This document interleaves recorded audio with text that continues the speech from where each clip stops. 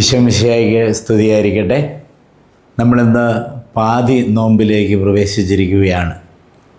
ഇന്നത്തെ സുവിശേഷം മർക്കോസിൻ്റെ സുവിശേഷം 10-ാം അധ്യായം 46 മുതൽ 52 വരെയുള്ള തിരുവചനങ്ങളാണ്. അന്ധനായ ബർത്തേമ്യൂസ് ഈശോയുടെ പക്കൽ നിന്ന് കാഴ്ച നേടുന്നതും ഈശോയെ അനുഗമിക്കുന്നതുമായ മനോഹരമായ സംഭവമാണ് നമ്മളിന്ന് സുവിശേഷത്തിൽ കാണുന്നത്. പാതി നോമ്പിൻ്റെ പ്രസക്തി നമുക്കറിയാം. 50 നോമ്പിൻ്റെ നടുവിൽ നിൽക്കുന്ന ഈ ദിവസം ചരിത്രപരമായിട്ട് കുരിശ് ഉയർത്തപ്പെട്ട ഒരു ദിവസമായിട്ടാണ് നമ്മൾ മനസ്സിലാക്കുന്നത്. ഭൂമിയുടെ നടുവിലാണ്, ഒത്ത നടുവിലാണ് ഈശോ ദുഃഖവെള്ളിയാഴ്ച കുരിശിൽ ഉയർത്തപ്പെട്ടത്. അതുപോലെ തന്നെ നോമ്പിൻ്റെ നടുവിൽ കുരിശ് ഉയർത്തുന്ന ഒരു പതിവ് ഉണ്ടായിരുന്നു എന്ന് നമ്മൾ ചരിത്രത്തിൽ മനസ്സിലാക്കുന്നു.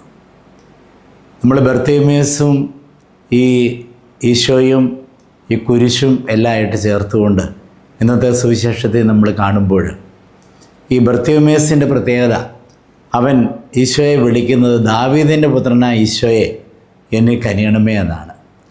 ആ കാലഘട്ടത്തിലുള്ള ഒരു ഈശോയെ നസ്രായനായിട്ട് കാണുമ്പോൾ ഈ ബർത്തേമ്യൂസ് കൂടുതൽ ഈശോയെക്കുറിച്ച് അറിവുണ്ടായിരുന്നു.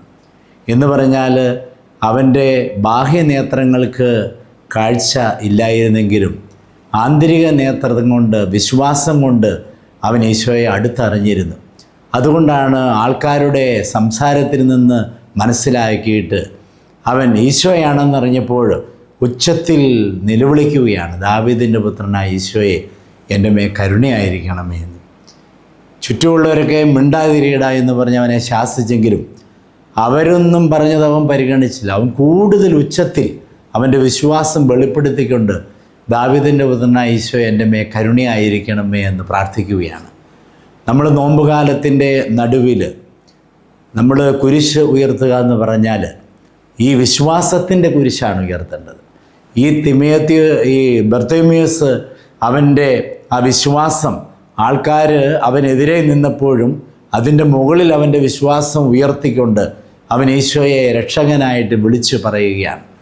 നമ്മൾ ഈ നോമ്പുകാലത്ത്, നമ്മുടെ ഈ പാതി നോമ്പിൽ നമ്മളിവിടെ ചെയ്യേണ്ടത്, നമ്മുടെ വിശ്വാസത്തിൻ്റെ രക്ഷകനും നാഥനുമായിട്ട് ഈശോയെ കണ്ടിട്ട് ഈശോയുടെ പീഡാസഹനവും കുരിശുമരണവും ഉദ്ധാനവും എല്ലാം നമ്മുടെ നെഞ്ചോട് ചേർത്തിട്ട് കർത്താവേ എൻ്റെ മേൽ കരുണയായിരിക്കണമേ എന്ന് നമ്മൾ പ്രാർത്ഥിക്കണം, നമ്മൾ ഏറ്റുപറയണം.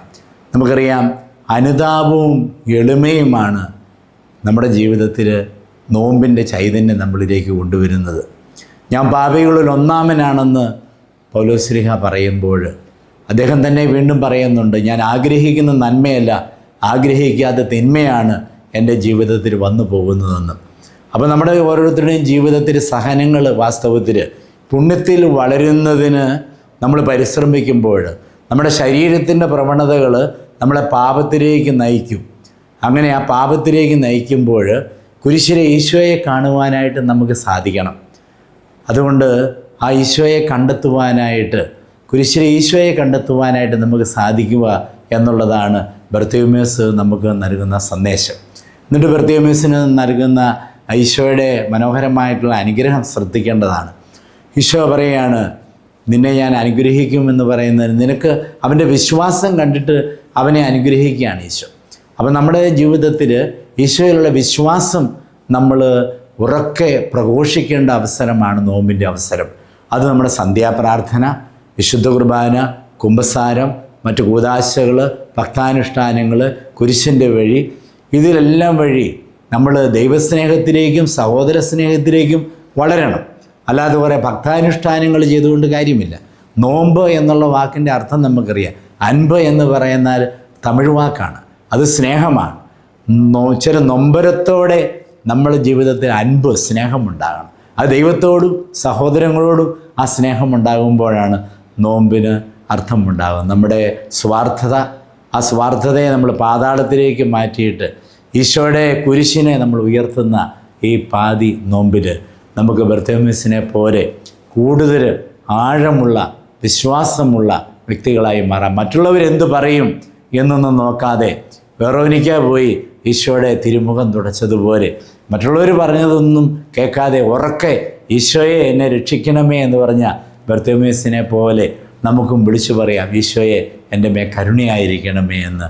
ആ കാരുണ്യത്തിൻ്റെ നിലവിളി നമ്മുടെ ആത്മാവിൻ്റെ ആഴങ്ങളിൽ നിന്ന് വരുമ്പോഴാണ് നമ്മുടെ ഹൃദയം അറിയുന്ന ഈശോ നമ്മെ അനുഗ്രഹിക്കുന്നത്.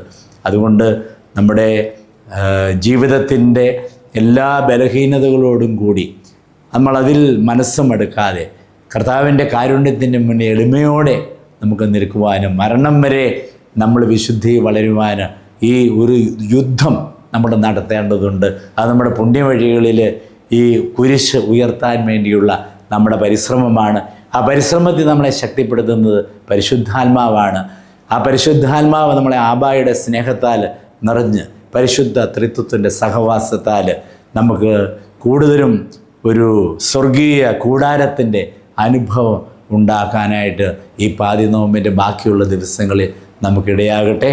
അങ്ങനെ ഈശോയുടെ മരണവും ഈശോയുടെ ഉത്ഥാനവും അതിൻ്റെ തൊട്ടു മുമ്പുള്ള ആ പീഡാസഹനവും എല്ലാം നമ്മെ ചേർത്ത് നിർത്തി ഉത്ഥാനത്തിൻ്റെ സന്തോഷത്തിലേക്ക് നമ്മളെ നയിക്കട്ടെ. എല്ലാവർക്കും ഈശോയുടെ ഏറ്റവും സ്നേഹം നിറഞ്ഞ ഈ നോമ്പിൻ്റെ അൻപ് ഉണ്ടാകട്ടെ എന്ന് പ്രാർത്ഥിക്കുന്നു. പിതാവിൻ്റെയും പുത്രൻ്റെയും പരിശുദ്ധാത്മാവിൻ്റെയും നാമത്തിൽ ആമേൻ.